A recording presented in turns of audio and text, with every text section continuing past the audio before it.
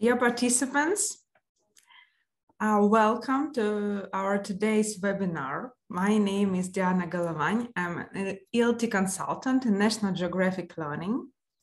And today I'll be happy to tell you about text reading with the students of the 3rd and the 4th grade. While we are waiting for everyone to enter the room to join us, please write in the comments where you're from.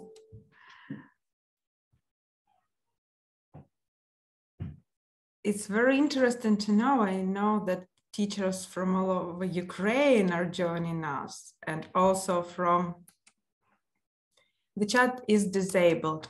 Something happened. Let me.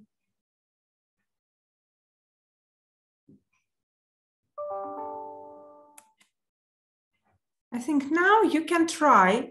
So let's try as usually, because yeah, I have noticed something strange happened because usually there are lots of people in the chat. Hooray! Yes, we are here. Great. Everyone, Рівне, Сарни, Ізмаїл, Кам'янське, Дніпро, Полтава, Черкаси. Wow. As usual. Well, I really appreciate that teachers from all parts of Ukraine are joining us. Гуляйполе, Запоріжжя, Шостка, Біла Церква, Харків, Чорноморськ. That's so inspiring that despite all the problems, the situations, you still find time to invest in yourself, to develop professionally and join our webinars. Welcome everyone. I think we can start while we are still several minutes just for everyone to gather together. Let me introduce the publishing house that I am proudly represent. National Geographic Learning.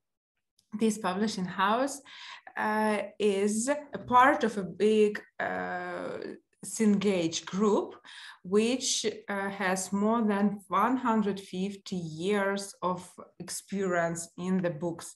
And National Geographic Learning is famous by its collaboration with National Geographic. So that is why our books are not just books to teach English. They are something bigger than that. They are something that can help you bring the world into the classroom and then your classrooms to life, together with the stunning photography, high quality pictures, real life stories. Teachers and students feel that they are a part of the world, that they can travel even when they're in their classrooms or at homes, at their screens. Real people and real places. This is the distinguished line of our books. And you can also notice that such approach brings better motivation and better online outcomes. Because just to look at this picture, it shows, first of all, an interesting situation, right? Then you can see different emotions. And when something is emotional, we memorize it better. So textbooks from National Geographic Learning really help motivate our students and make them interested in what is going on in the lesson. And students really feel that what they study is relevant and they can use it later in their life outside the classroom. For all of you who have just joined, my name is Diana Головань. I'm an ELT consultant in National Geographic Learning Ukraine. And today we are going to talk about reading, about texts in our books. And all the examples I've prepared based on Wonderful World's 2nd edition series, which is a great series for primary learners. It has 6 levels from the 1st up to the 6th. So you can use it even in the secondary school. And this book is famous by its great structure, interesting texts, video lessons, and lots of reading. Actually, each lesson has a text to be read. So I welcome you and invite you with me on our journey today, or even voyage, if we can see it in the picture, and discover what we can do with texts in our books. But before we start, let me start a slight poll. Just very interesting for me to know some information. Just choose the correct answer. Not the correct, sorry. Choose the answer that is appropriate to your situation. The first one is, how often do you read with your students? Every lesson, once a week, one per unit. You just need to choose. Every lesson is the most famous, most popular reply today. 73% of teachers say that they read with students every lesson. Very interesting. Once per unit. Yeah, it would be, even such situations happen. Okay, it's interesting. In the comments, you can write also, do you read only text in your book, or do you add something? If you add, why do you do that, and how do you do that? How many activities do you do with your text? All that book suggests, that is an appropriate decision. 1, 2 is enough, or 3, 4. Okay, and here we have very even number of answers. Very interesting. It's important to check what students know about the topic of the text. 67 people have voted, and 66 of them say that yes, it is important. I'm very happy that we are on the same wavelength today. And we are, so actually it's also what we are going to talk about today. Super. Thank you very much for your answers. I will check if I can share the results with you. Just have a look at the results. So 79% read every lesson with their students. And yeah, I think it's important. The activities is very different answers, and the most, but actually like a slightly bigger part of you rely on what the book suggests. Yes, right. Like almost 99% agree that we need to check what students know about the topic of the text. Super, thank you very much. I'm going to end the poll and continue my webinar. Thank you very much for sharing. It was interesting for me to know.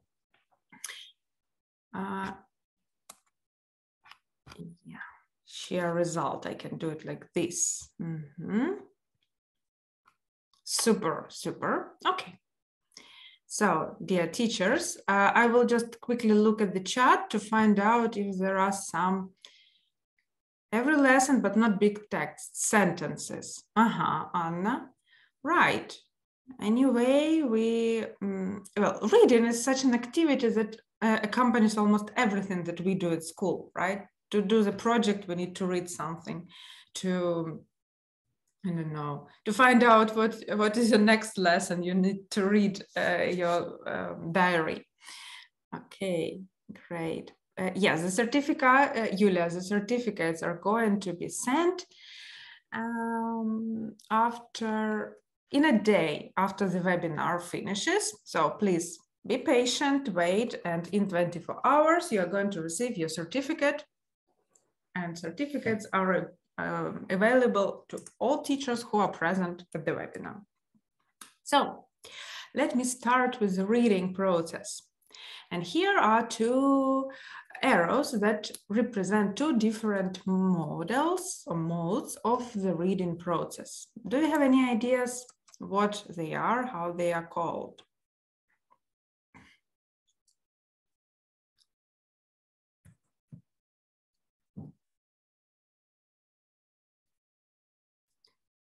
Kalush, Lutsk, great.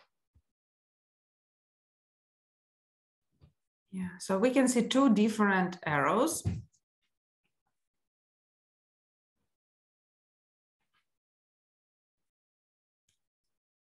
All right, let me just tell you a bit about them. So the yellow one, it is called bottom up approach. It means that we intensive and extensive. It's slightly different, loud and quiet.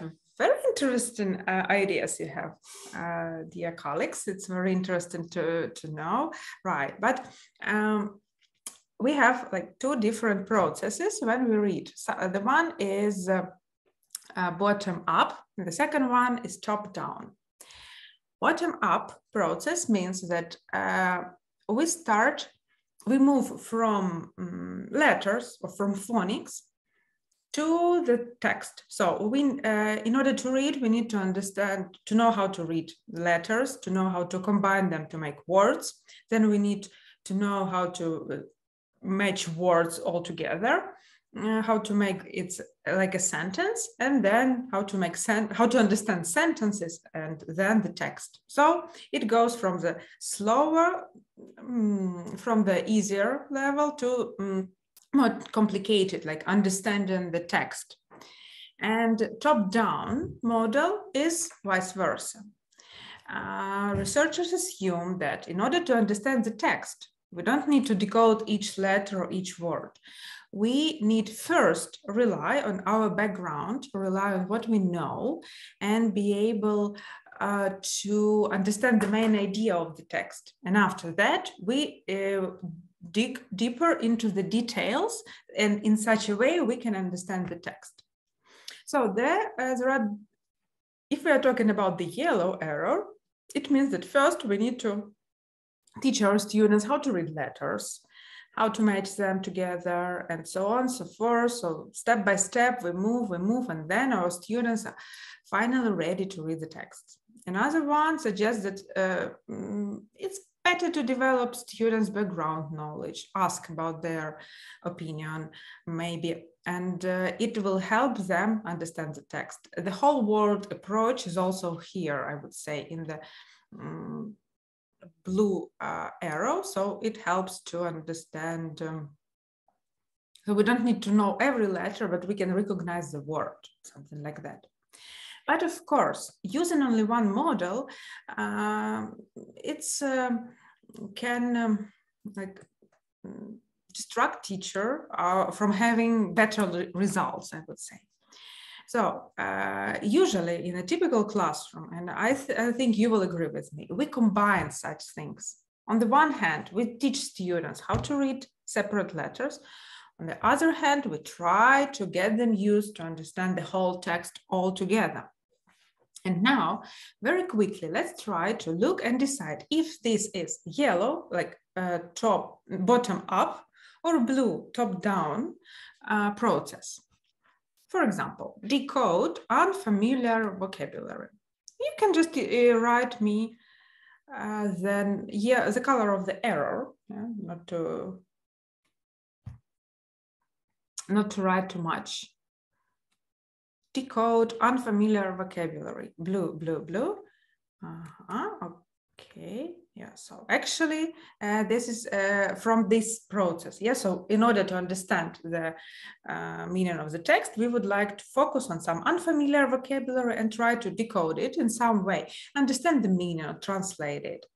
Answer what has happened in the text.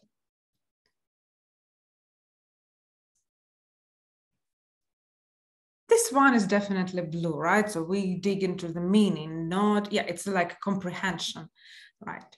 So it doesn't mean we know all the words, or maybe students can even make some mistakes in reading the words, but they can understand the whole text, anticipate what is going next in the text.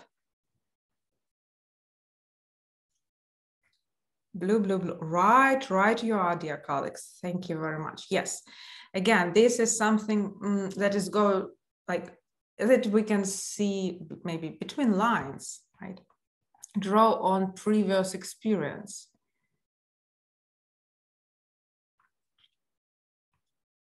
Again, this one is blue. Notice relations between letters and sound, like, here we have like chair, and this word is square. Something different. This one is yellow. Oh, where is it? Yes, this one is yellow. So this is when we like start from small and move to bigger picture. Great. Understand difference between its and its. This one is very specific. Example, right? Yellow, right? Yes, yes. This is what we need what we develop when we turn to this model of bottom-up model. Complete a mind map about the main character.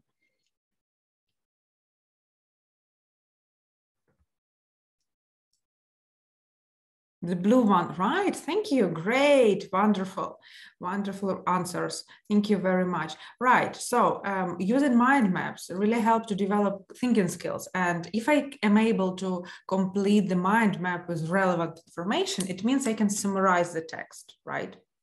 And again, it doesn't mean I understand every single word in this text. It means that I can understand the idea, or maybe so I can make the summary.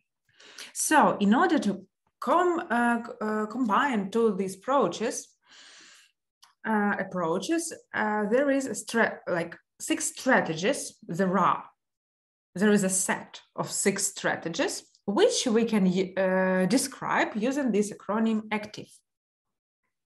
What this ACTIVE means. It's easy to remember because actually we need to remember that reading is an active process, right? We don't just passively look at the information, we try to interpret it, to compare it with our experience, maybe to ask more questions about what we have been reading. So each letter represents a strategy. A, activate students' knowledge. C, cultivate vocabulary. T, teach for comprehension. Increase reading rate. Reading rate means how fast we can read, how many words students can read per 1 minute. Verify reading strategies. Evaluate progress. These 6 strategies are important when we think how to develop our reading lessons. And you can see that there is a combination of these 2 approaches, right? For example, increase in reading rate is definitely the yellow arrow, right? This top bottom-up model. Cultivate vocabulary, develop vocabulary knowledge, teach how to read some words, the same, yeah, but teach for comprehension, activate students' knowledge. This is more like a blue kind of a strategy. Activate students' knowledge. And here I would like to cite one educator who said that if I had to reduce all of educational psychology to just one principle, I would say this: the most important single factor influencing learning is what the learner already knows. Assert on this and teach him accordingly. So I think it's a very important thing. Our students come to the class with different experience. Some of them maybe have additional lessons or have traveled a lot, or they've been watching some educational programs. Other students, they were focused on other things and they may not know so many factors, or maybe they even may not know so much material as other students may.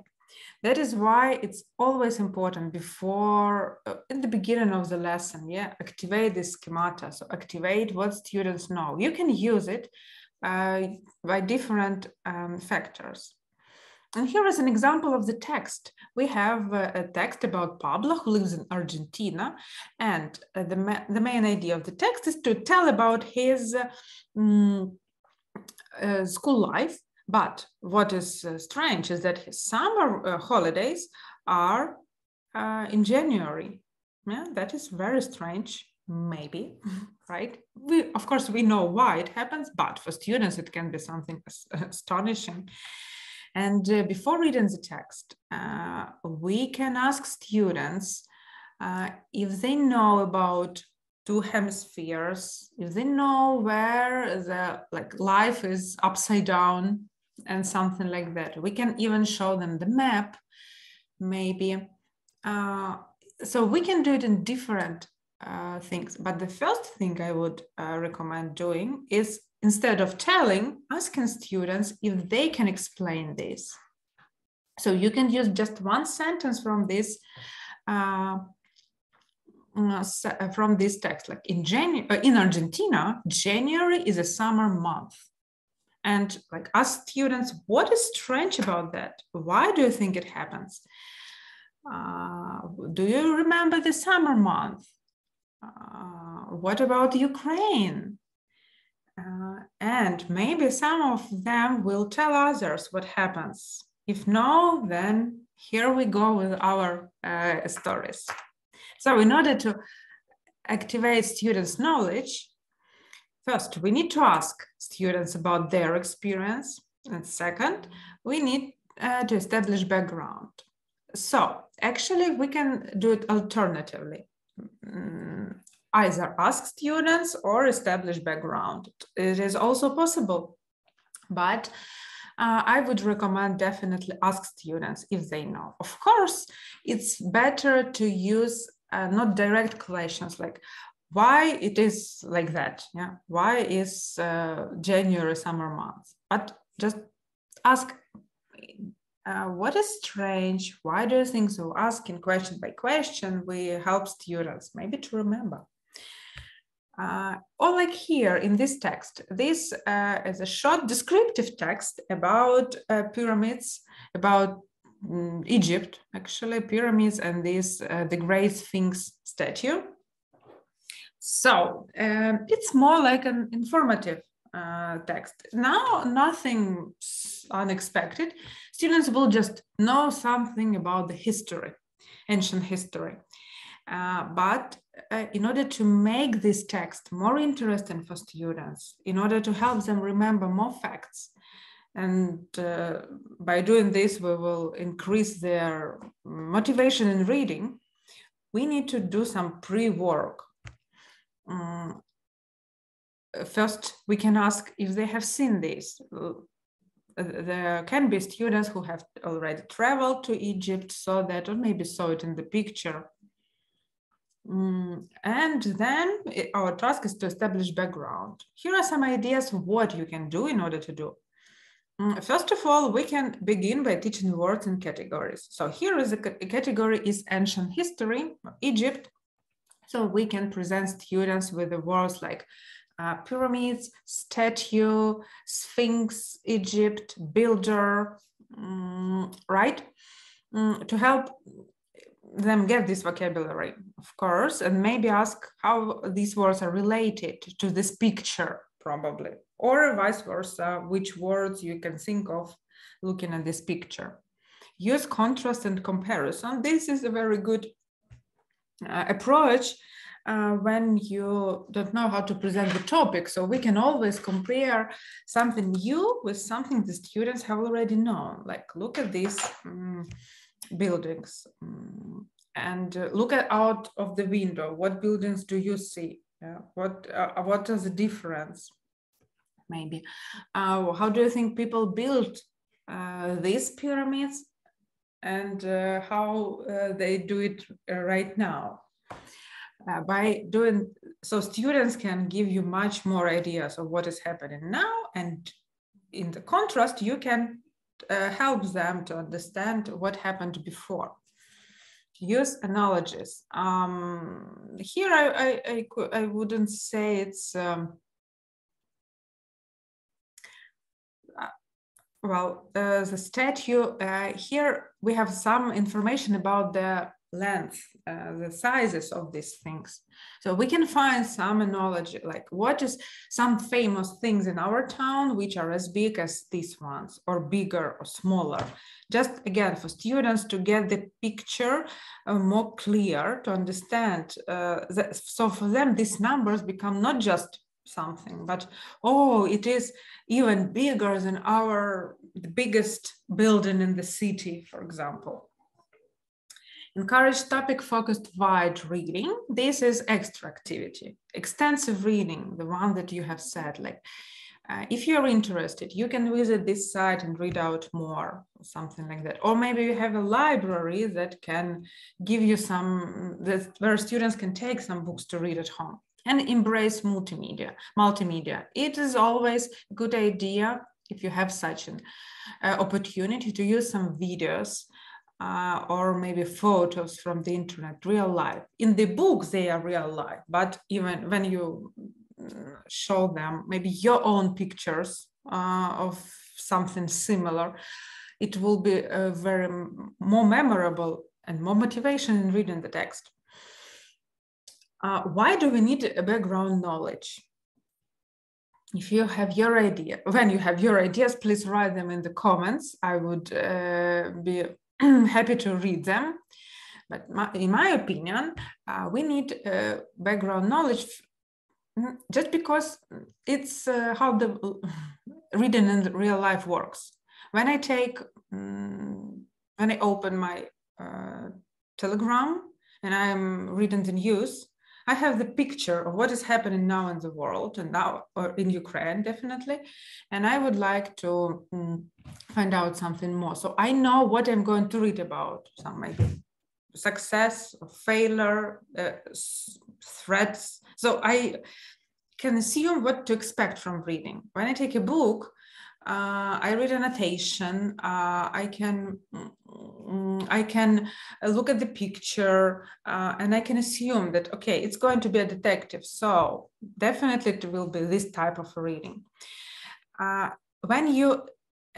If you just imagine that you're given the text from the medical encyclopedia without any background information. You just need to read about the new methods of improving memory, for example.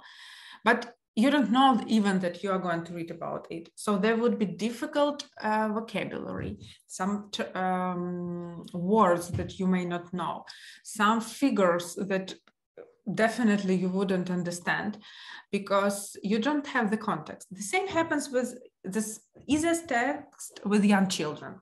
And I can see teachers commenting the same. It helps to understand the text deeper, to understand the text better. Right.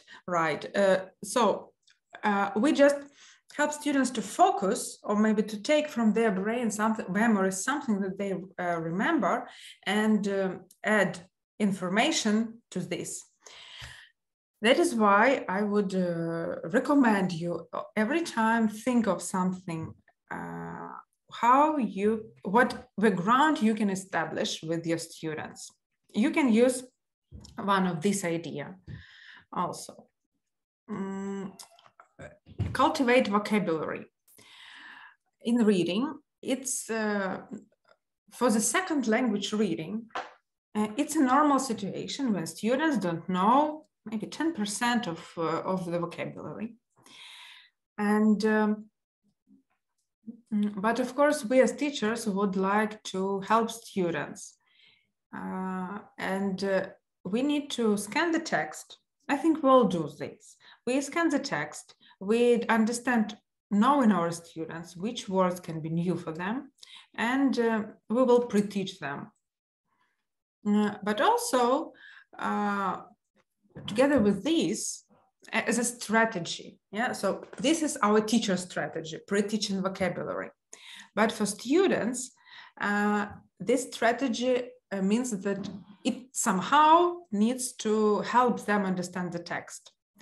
That is why it's important to give them some additional information. And with young children, as far as I have tried this, it worked pretty much interesting if you turn it in a sum of investigation process. like parts of speech. Look at the words. So here, what is very useful, that you have some words, important words, highlighted, especially in the first exercise. So I would ask students, which of them are actions? Okay, students will find the words with action. Actually, it's only one. Yeah, build something. Okay, which words are subjects? Objects, right? They will tell you desert, statue, village, pyramid. Okay, what about large? Is it an object? Is it an action? Yeah, look, this is a large horse. Yeah, can we say a large pyramid? Yeah, so it's an adjective. It's okay to give students some meta language, but not for them to remember, but to recycle it from lesson to lesson so they understand the difference. Then you can also ask them to find more examples in the text. Maybe let's find all action verbs in this text. Who can find more? You have 1 minute goal. Yeah, this is one of the activities with your students. They will try to focus these verbs. And why they need to do that?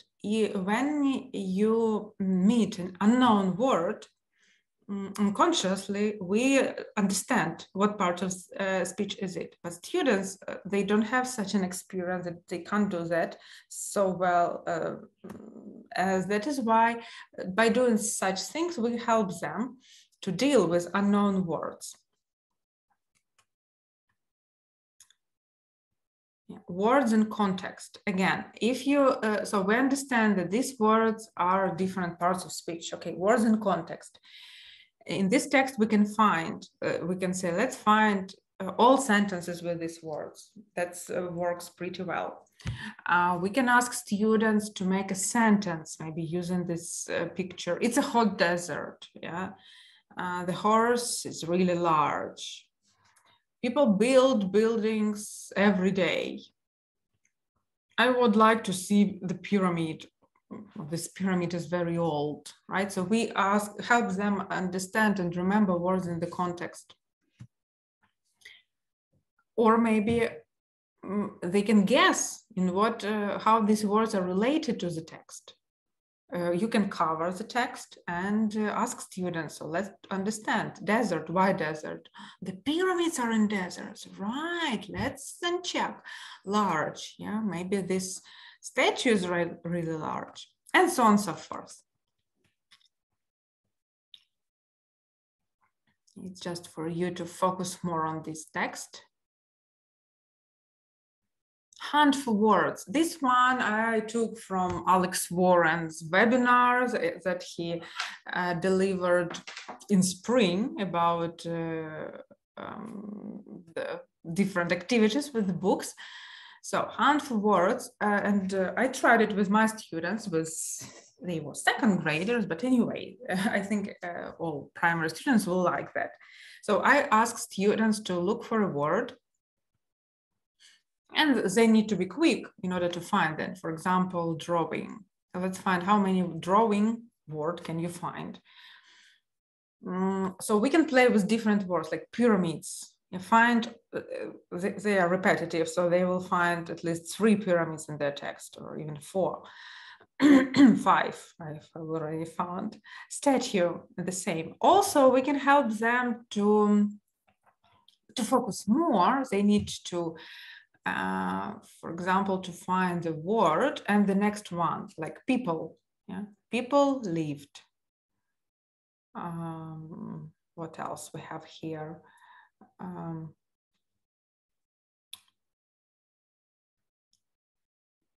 Drawings, yeah, drawings on the wall. Drawings show something. So they will, again, we will help them to focus on meaning of some expressions.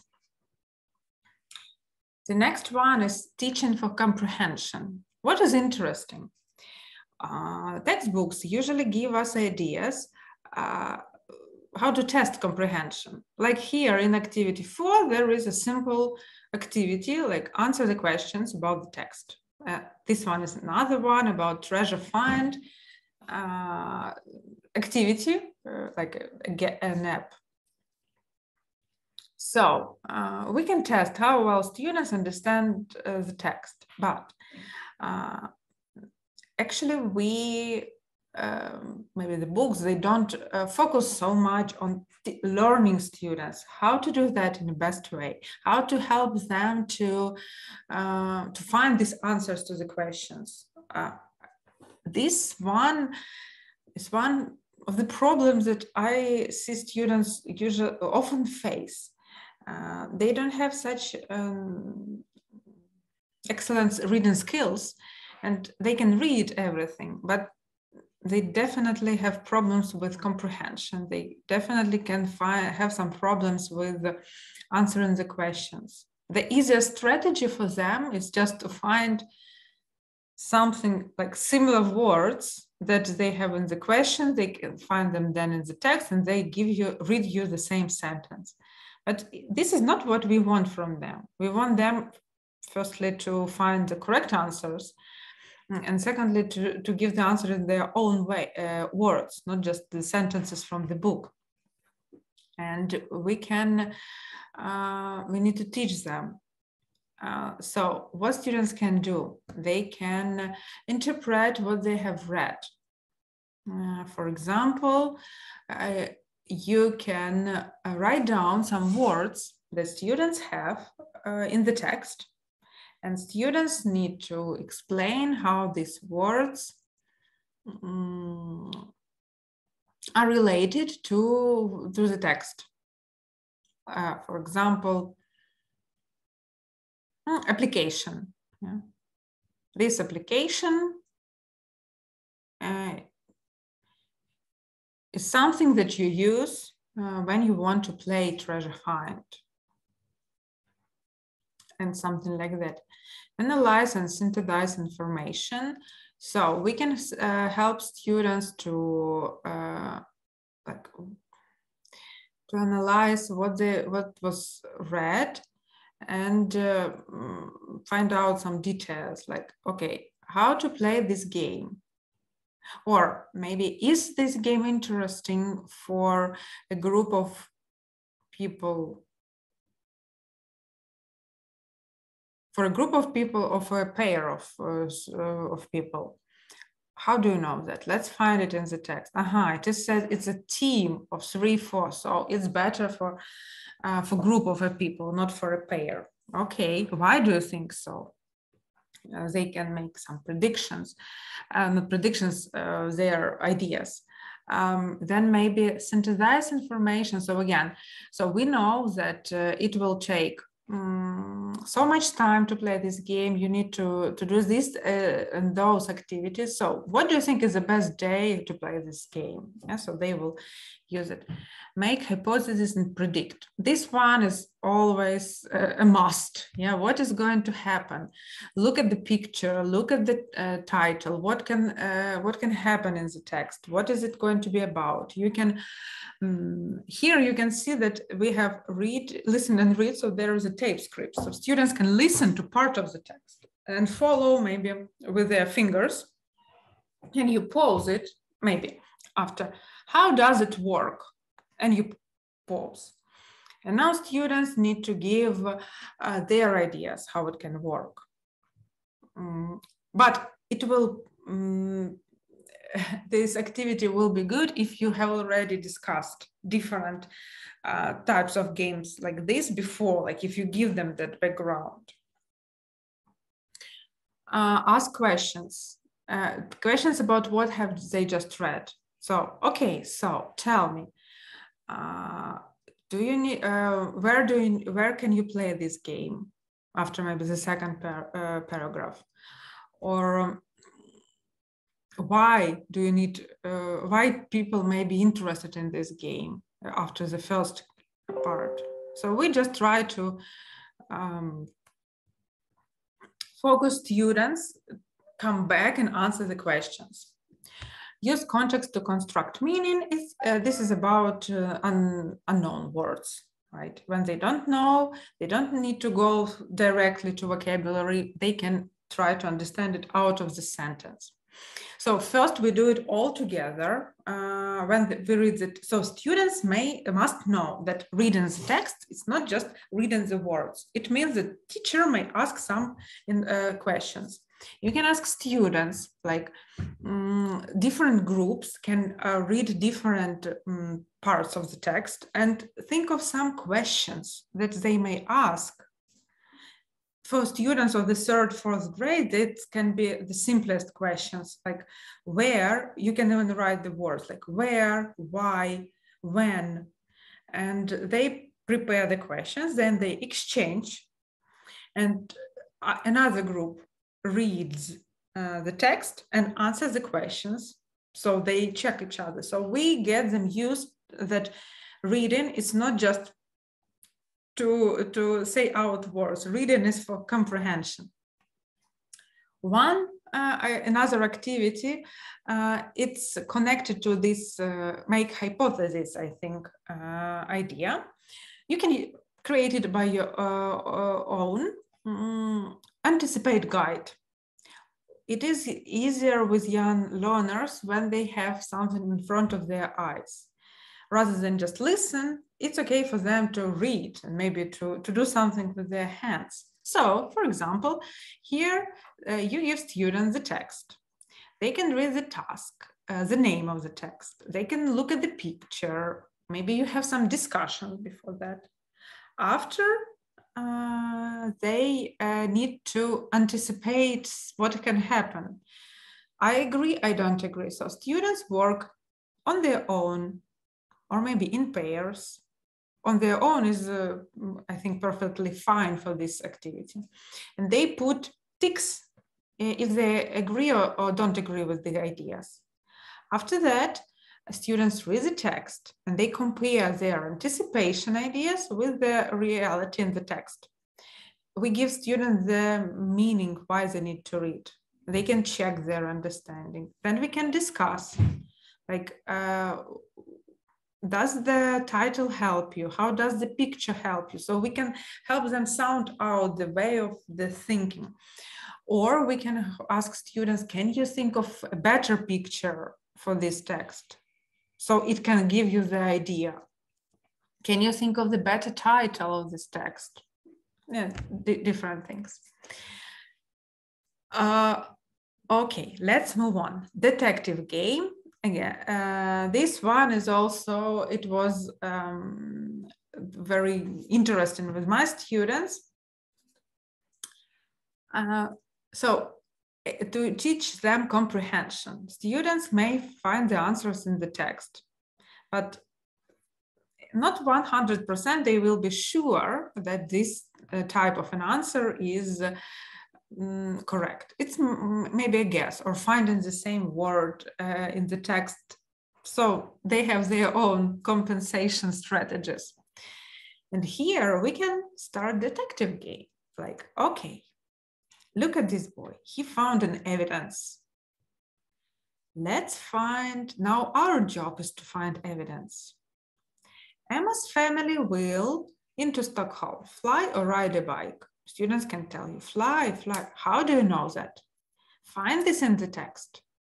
And the thing is, here we have Emma's family, but in the text, she says, my name is Emma, and we will fly into Stockholm. So they need to match these two evidence. It's very simple for us, but for students, it can really help them understand how these answering the questions work. And then in later grades, it will help them. Their hotel will be near the town center, near the airport. Again, where is it? Find it in the text. Who will be the first who will find it? And who is, like, which detective team maybe is the quickest? Which one is the most precise, right? So we can have a bit of competition or like a collaboration, work all together and find this evidence. Like, wow, so we solved the deal, for example, the mystery of this text. And if you do it every time, not every time, maybe like in some time, but you do it for several times, you will find out that actually all those comprehension activities are done much better. Increase reading rate. It is important. The researchers show that students who read less than 100 words per minute, but this is for native language,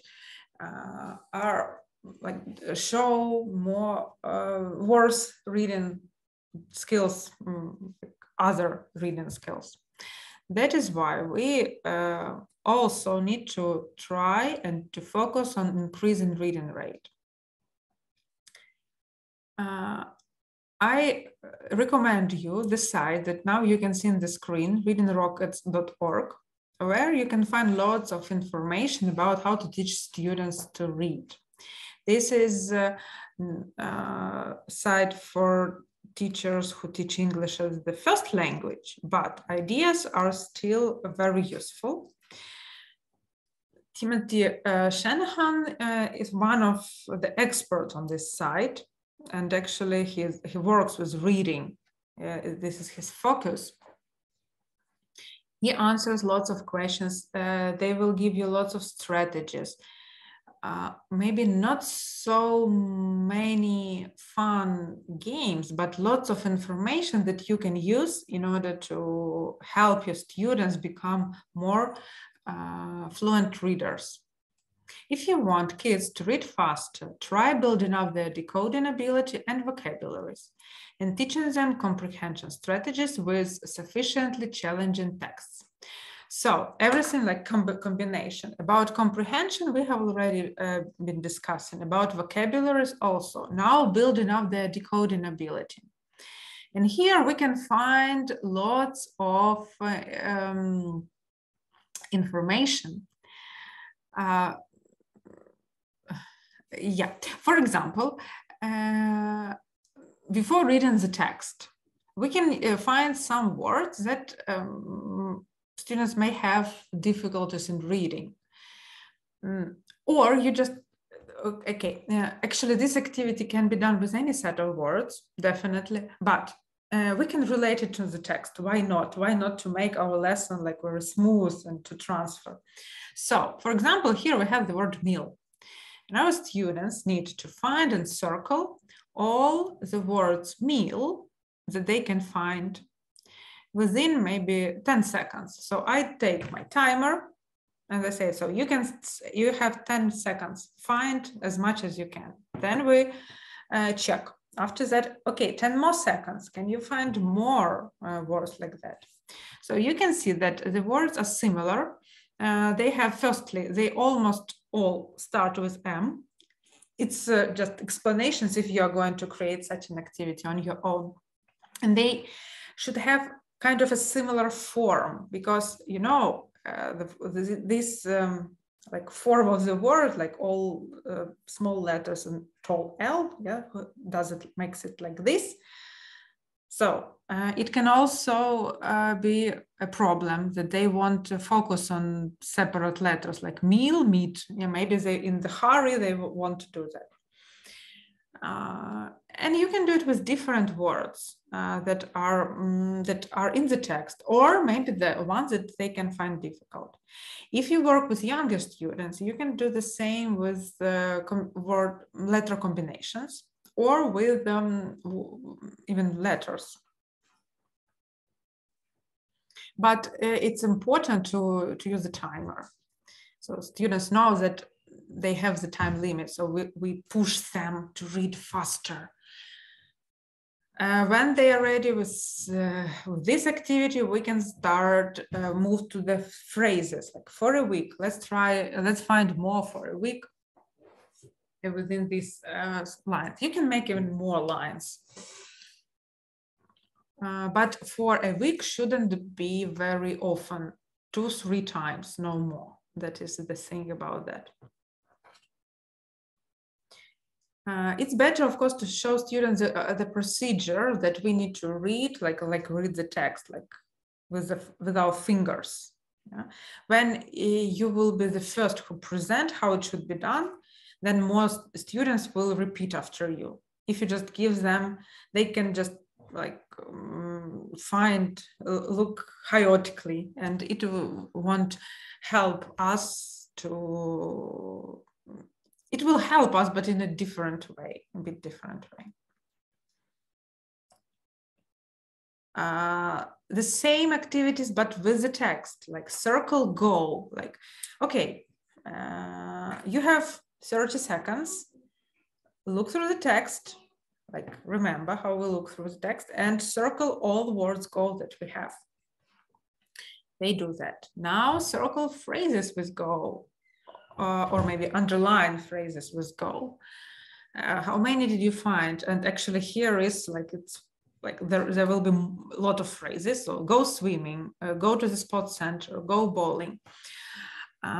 It's interesting to check what your students understand as a phrase. So it will be the next word, or maybe like we go, yeah. But here actually, go bowling, it's okay. 1 minute, go to the cinema. They can underline just go to. It will mean that they actually don't comprehend the phrase, the sentence. They have some, you need to focus on understanding different phrases. So go to, does it make any sense? In this case, so if there are problems like that, in this case, we can take away the timer, but focus mostly on phrases to show them the phrase, or the phrase need to have some meaning. Go to actually, not so much meaning. And we can raise, and this will add this will add more interest in the text. You can do such an activities after the first reading. So first you build some background information, then you listen and read the text for the main idea. Students may answer some questions about general idea. And then you don't move to other exercises, but you're working on reading skills. So you, for example, this lesson, you decide to work on this reading rate. So you would ask them to do this, such an activity. After that, maybe you decide to increase comprehension and you play detectives with them. Other ideas, it depends on students' level of reading skill. If they are just primary and they have lots of difficulties reading the text, especially big texts, Larissa, thank you very much for your kind comment. So you can ask students, circle words that starts with B, and they will find everything. Circle words that contain H, but here is a thing, they have H, and students will understand, will focus on reading H, that sometimes it is quiet, sometimes it's a part of a phonic, something like that. If to come back to the first part of the webinar, these activities are actually this bottom-up model when we focus, when we practice these important skills as reading quickly and fluently. Verify reading strategies. I would say in primary classroom, this is more like a preparation of reading strategies. Students are not so grown up, their thinking abilities are still being developed. So our task is just to move them in the correct direction, help them. For example, by doing this, we can use the different graphic organizers. Together with Wonderful World, teachers receive the pack of different graphic organizers, different map, tables, charts, everything. And we even have some seminars helping teachers to use them. For example, a spider diagram, it can be like this: Saturday, what people can do on Saturday: read and find out, go swimming, have a meal with the family, help dad, go to the sports center, so on and so forth. We can ask students to put like Gustavo on the left and Chet on the right only.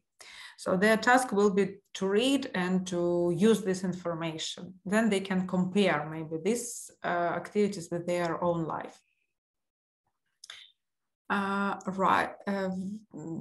rides and attractions. Here it's just a part of a text.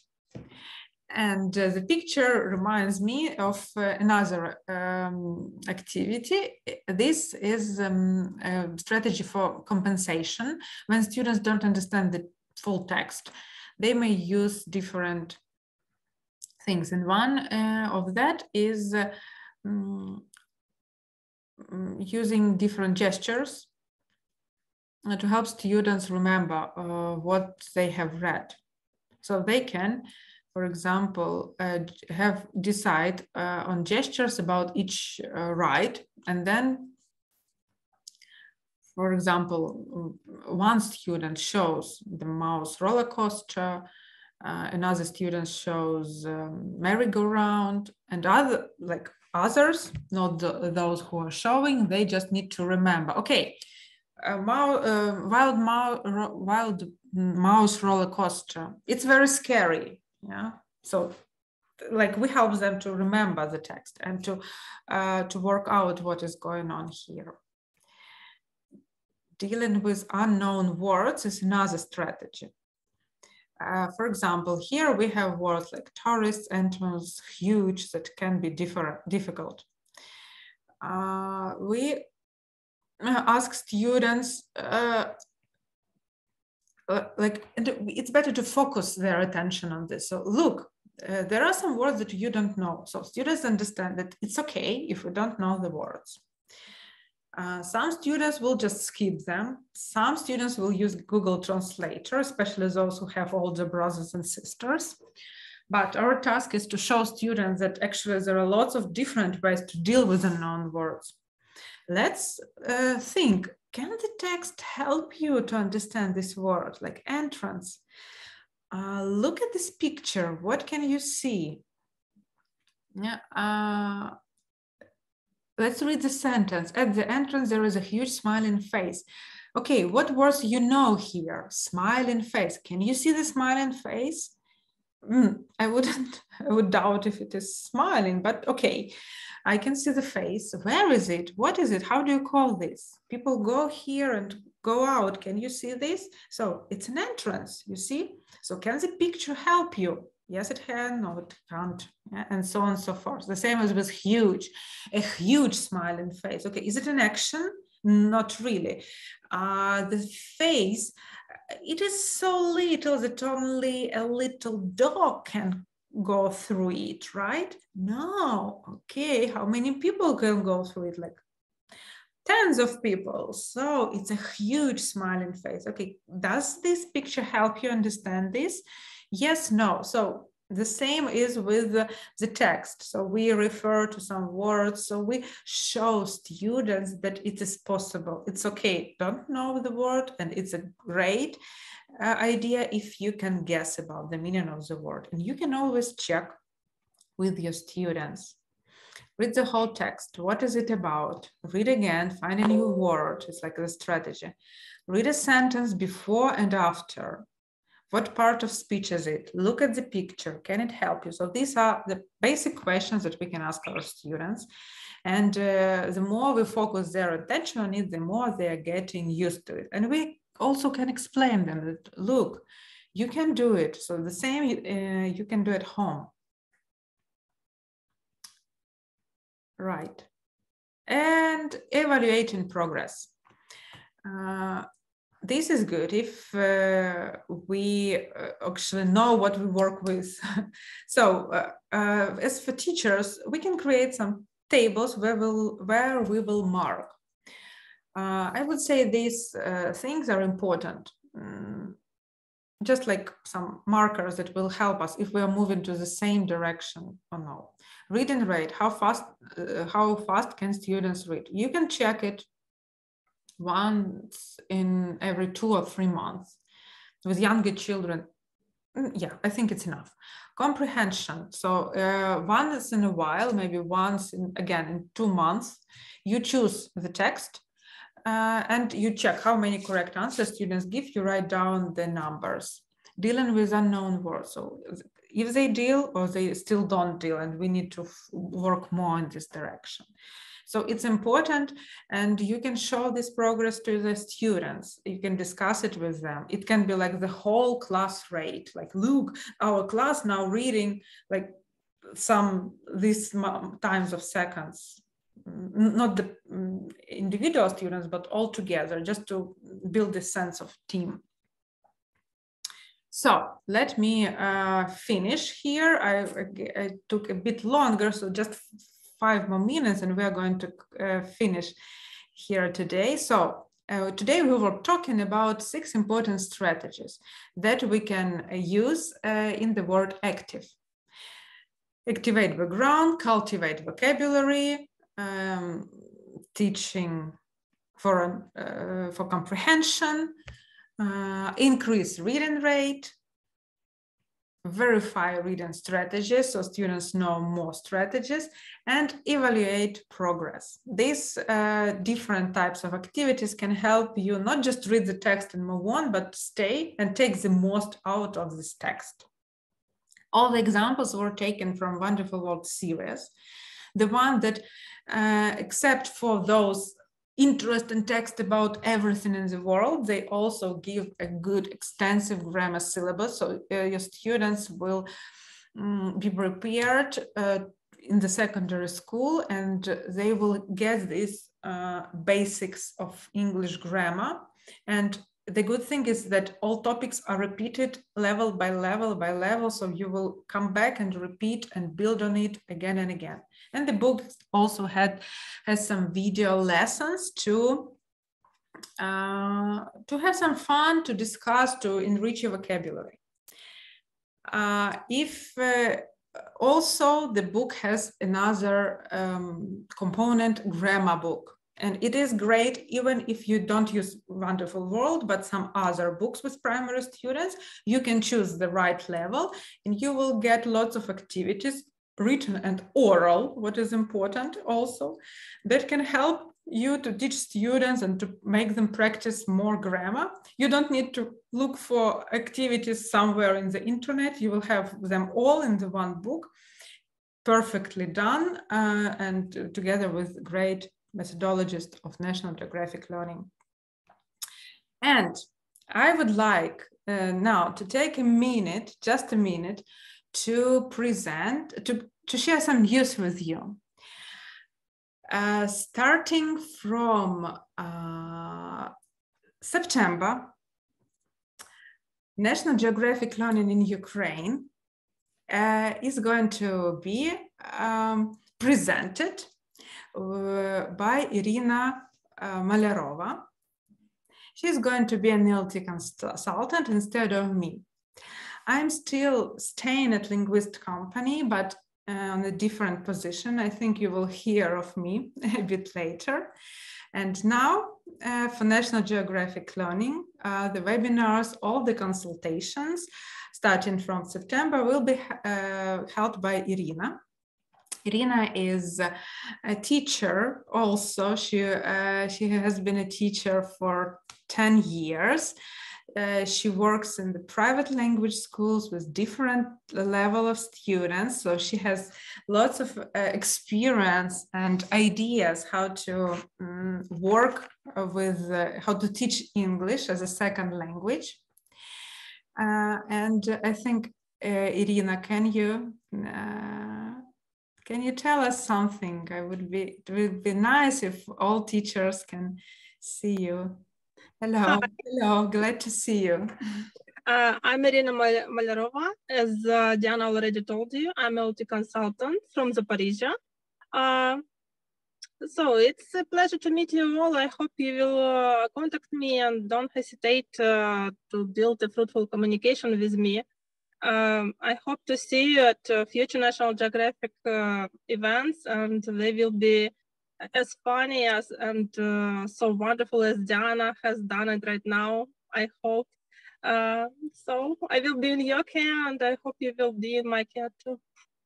Thank you, Ira. That was a pleasure to meet you. So let's just wait. Next month, we are going to have some interest and inspiration activities with Irina. And yeah, if you have any questions, feel free to ask.